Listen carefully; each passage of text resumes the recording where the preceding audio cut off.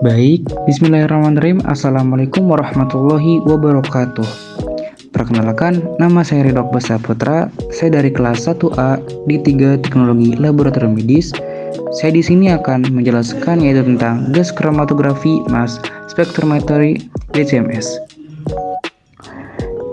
Langsung saja, di sini ada pengertian. Kromatografi gas (GC) adalah jenis umum dari kromatografi yang digunakan dalam kimia analitik untuk memisahkan dan menganalisis senyawa yang dapat menguap tanpa dekomposisi. GC dapat digunakan untuk pengujian kemurnian zat tertentu atau memisahkan komponen yang berbeda dari campuran. Jumlah relatif komponen tersebut juga dapat ditentukan. GC dapat digunakan dalam mengidentifikasi suatu senyawa. Untuk selanjutnya yaitu ada mekanisme prinsip kerja GMCS. Yang pertama mengenai kromatografi gas atau prinsip mekanisme kromatografi gas diawali dengan cuplikan diinjeksikan ke dalam injektor kemudian diuapkan hingga cuplikan berubah menjadi uap atau gas. Cuplikan yang berbentuk gas di bawah oleh gas pembawa dengan laju alir yang konstan masuk dalam kolom pemisah. Komponen-komponen sampel akan terpisah pada saat melewati kolom karena adanya perbedaan daya adsorpsi fasa diam terhadap komponen-komponen sampel. Komponen yang sudah terpisah akan didorong oleh fasa gerak untuk bergerak di sepanjang kolom berupa pita-pita. Lalu ada fungsi GCMS. Yang pertama yaitu ada pemisahan senyawa dalam suatu sampel, yang kedua menghitung kadar senyawa dalam suatu sampel, yang ketiga pengujian kemurnian suatu senyawa, yang keempat yaitu identifikasi senyawa yang ada pada suatu sampel, yang kelima yaitu menyiapkan suatu senyawa murni dari suatu sampel. Di sini ada 7 bagian-bagian GCMS. Yang pertama yaitu ada garis gas. Gas pengangkut atau pemasok gas karir gas ditempatkan dalam silinder bertekanan tinggi. Biasanya tekanan dari silinder sebesar 190 atm. Tetapi tekanan ini sangat besar untuk digunakan secara langsung. Yang kedua yaitu ada sampel injektor. Port sampel diperlukan untuk memasukkan sampel di kepala kolom. Teknik injeksi mendasari menggunakan penggunaan port sampel yang dipanaskan di mana sampel dapat diinjeksikan dan diuapkan dengan cara yang hampir bersamaan. Yang ketiga yaitu ada flow control, merupakan sebuah komponen yang digunakan untuk mengatur jumlah keluaran gas carrier. Yang keempat yaitu ada kolom. Kolom ada dua jenis kolom yang digunakan dalam GC. Yang pertama adalah kolom kemas, itu berupa tabung yang terbuat dari gelas atau stainless berisi suatu padatan inert yang dikemas secara rapi. Yang kedua adalah kolom kapiler yang biasanya terbuat dari silica dengan lapisan poliamida. Yang kelima yaitu ada oven kolom. Oven termostat berfungsi untuk mengontrol suhu kolom dalam beberapa per 10 derajat untuk melakukan pekerjaan yang tepat. Yang keenam yaitu ada detektor. Detektor berfungsi sebagai pendeteksi komponen-komponen yang telah dipisahkan dari kolom secara terus-menerus, cepat, akurat, dan dapat melakukan pada suhu yang lebih tinggi. Yang ketujuh yaitu ada recorder. Recorder berfungsi sebagai pengubah sinyal dari detektor yang memperkuat melalui elektrometer menjadi bentuk kromatogram. Dan di sini ada cara menggunakan GCMS. Yang pertama yaitu lakukan proses preparasi sampel di awal jika memang dirasa membutuhkan waktu yang cukup lama. Jika memang dirasa preparasi sampelnya sebentar, bisa dilakukan bersamaan dengan persiapan instrumen. Yang kedua yaitu nyalakan UPS untuk antisipasi daya listrik turun atau mati ketika instrumen sedang digunakan.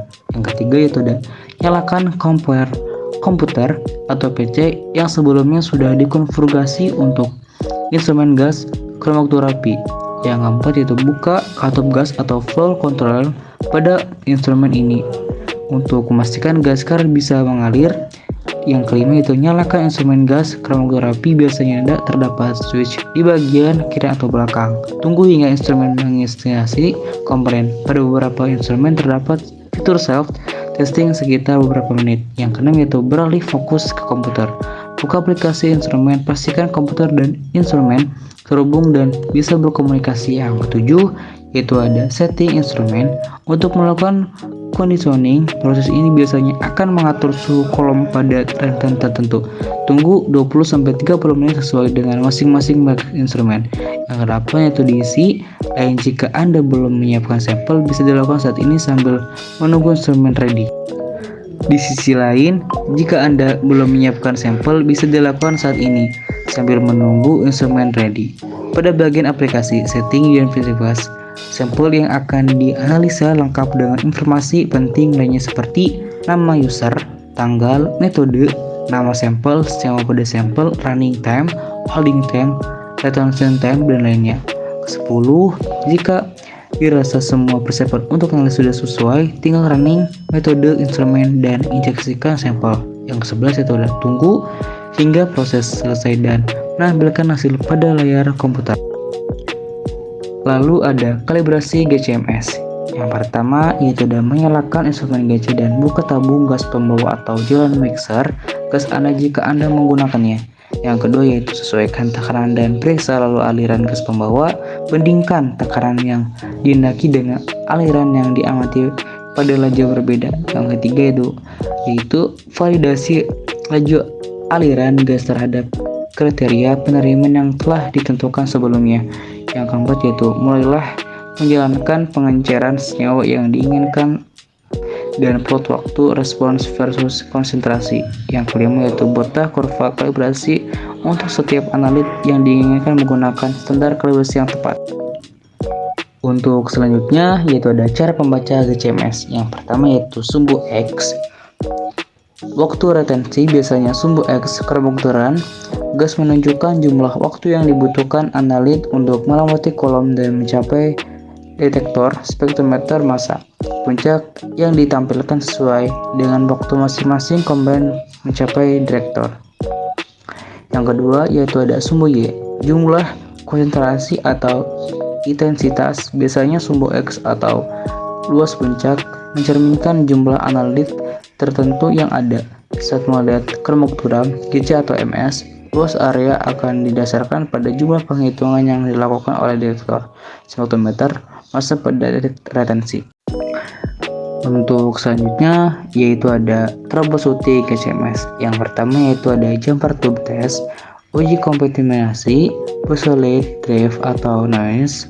Tapaskan kolom tutup saluran ke detektor, nyalakan api detektor seperti VID, VPD, NPD. Kemudian operasikan detektor selama 15 sampai 60 menit dan run blank apabila desaline datar berarti masalah bukan pada detektor. Dan yang kedua yaitu ada tes kondensasi. Bila dicurigai ada kontaminasi pada injektor, operasikan alat GC kolom 40 derajat Celcius selama 8 sampai 24 jam. Lakukan program temperatur dengan mematikan 10 sampai 20 C atau menit mulai 40 derajat Celcius kiri pada suhu sesuai kondisi kolom, ambil kromoktobernya. Setelah kolom dingin, lakukan run blank pada kondisi yang sama, kemudian ambil kromoktobernya. Bila kromoktogram satu lebih jelek berarti injektor kotor atau saluran gas atau bleeding pada septum. Perhatikan pada set suhu rendah akan banyak pengotor terperangkap pada kolam. Untuk yang terakhir, di sini ada daftar pusaka. Di sini adalah daftar pusaka yang saya cari. Terima kasih, itu saja yang saya sampaikan. Kurang lebihnya mohon maaf. Wassalamualaikum warahmatullahi wabarakatuh.